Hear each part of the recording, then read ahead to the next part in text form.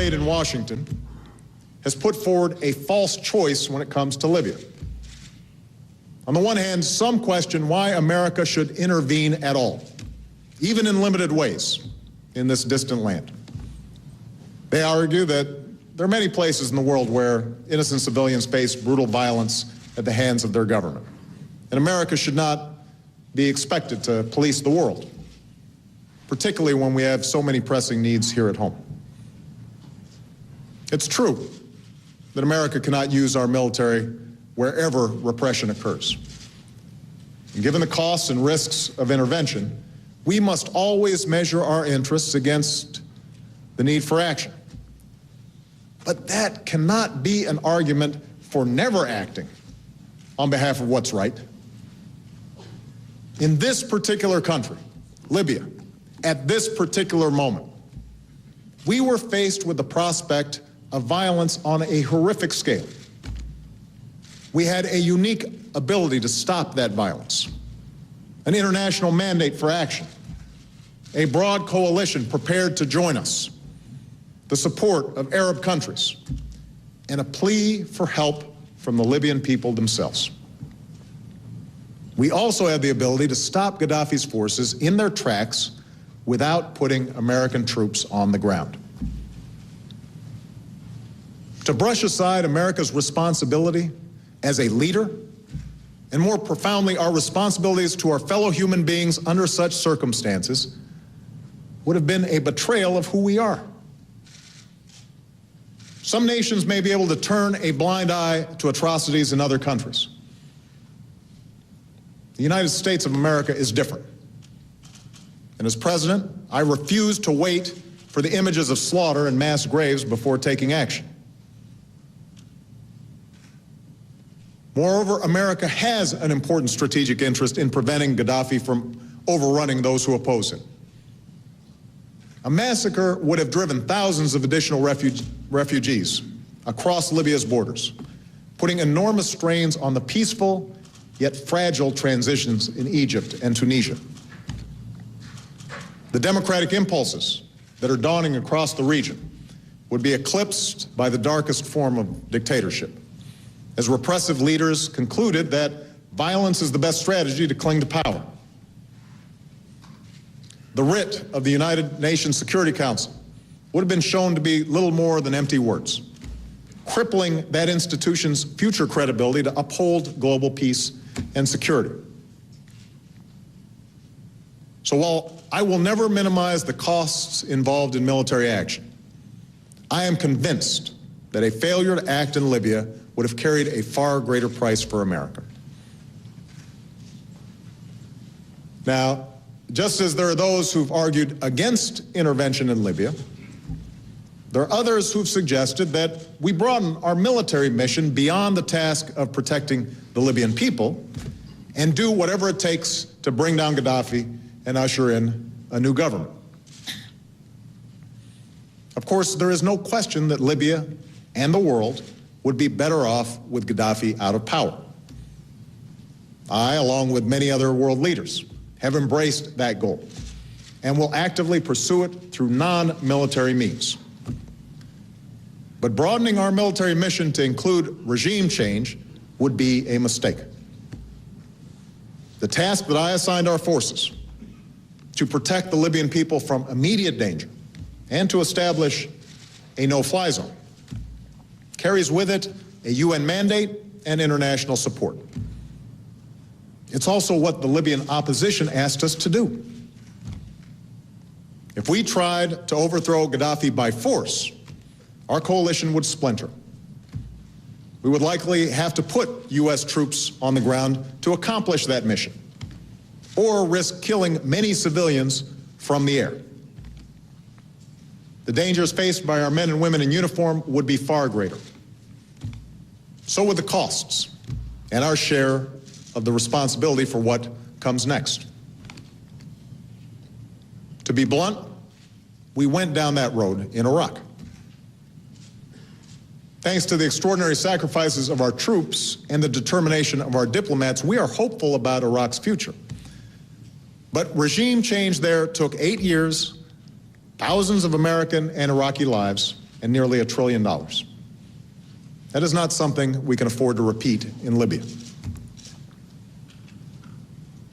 As the bulk of our military effort ratchets down, what we can do and will do is support the aspirations of the Libyan people. We have intervened to stop a massacre, and we will work with our allies and partners to maintain the safety of civilians. We will deny the regime arms, cut off its supplies of cash, assist the opposition, and work with other nations to hasten the day when Gaddafi leaves power. It may not happen overnight, as a badly weakened Gaddafi tries desperately to hang on to power. But it should be clear to those around Gaddafi and to every Libyan that history is not on Gaddafi's side.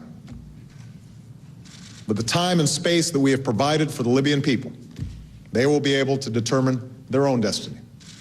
And that is how it should be. Let me close by addressing what this action says about the use of America's military power and America's broader leadership in the world under my presidency. As Commander-in-Chief, I have no greater responsibility than keeping this country safe. And no decision weighs on me more than when to deploy our men and women in uniform. I've made it clear that I will never hesitate to use our military swiftly, decisively, and unilaterally when necessary to defend our people, our homeland, our allies, and our core interests. That's why we're going after al-Qaeda wherever they seek a foothold. That is why we continue to fight in Afghanistan, even as we have ended our combat mission in Iraq and removed more than 100,000 troops from that country. There will be times, though, when our safety is not directly threatened, but our interests and our values are. Sometimes the course of history poses challenges that threaten our common humanity and our common security.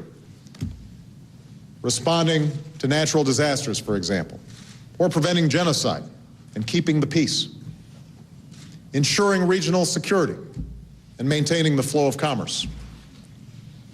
These may not be America's problems alone, but they are important to us. They're problems worth solving. And in these circumstances, we know that the United States, as the world's most powerful nation, will often be called upon to help. In such cases, we should not be afraid to act. But the burden of action should not be America's alone. As we have in Libya, our task is instead to mobilize the international community for collective action. Because contrary to the claims of some, American leadership is not simply a matter of going it alone and bearing all of the burden ourselves. Real leadership creates the conditions and coalitions for others to step up as well, to work with allies and partners so that they bear their share of the burden and pay their share of the costs, and to see that the principles of justice and human dignity are upheld by all. That's the kind of leadership we've shown in Libya. Of course, even when we act as part of a coalition, the risks of any military action will be high. Those risks were realized when one of our planes malfunctioned over Libya. Yet when one of our airmen parachuted to the ground in a country whose leader has so often demonized the United States, in a region that has such a difficult history with our country, this American did not find enemies. Instead, he was met by people who embraced him. One young Libyan who came to his aid said, "We are your friends. We are so grateful to those men who are protecting the skies." This voice is just one of many in a region where a new generation is refusing to be denied their rights and opportunities any longer. Yes, this change will make the world more complicated for a time. Progress will be uneven, and change will come differently to different countries. There are places like Egypt where this change will inspire us and raise our hopes. And then there will be places like Iran where change is fiercely suppressed. The dark forces of civil conflict and sectarian war will have to be averted, and difficult political and economic concerns will have to be addressed. The United States will not be able to dictate the pace and scope of this change. Only the people of the region can do that. But we can make a difference. I believe that this movement of change cannot be turned back, and that we must stand alongside those who believe in the same core principles that have guided us through many storms. Our opposition to violence directed at one's own people. Our support for a set of universal rights, including the freedom for people to express themselves and choose their leaders. Our support for governments that are ultimately responsive to the aspirations of the people. Born as we are, out of a revolution by those who longed to be free, we welcome the fact that history is on the move in the Middle East and North Africa, and that young people are leading the way. Because wherever people long to be free, they will find a friend in the United States. Ultimately, it is that faith, those ideals, that are the true measure of American leadership. My fellow Americans, I know that at a time of upheaval overseas, when the news is filled with conflict and change, it can be tempting to turn away from the world. And as I've said before, our strength abroad is anchored in our strength here at home. That must always be our North Star, the ability of our people to reach their potential, to make wise choices with our resources, to enlarge the prosperity that serves as a wellspring for our power, and to live the values that we hold so dear. But let us also remember that for generations we have done the hard work of protecting our own people as well as millions. We know that our own future is safer, our own future is brighter, if more of mankind can live with the bright light of freedom and dignity. Tonight.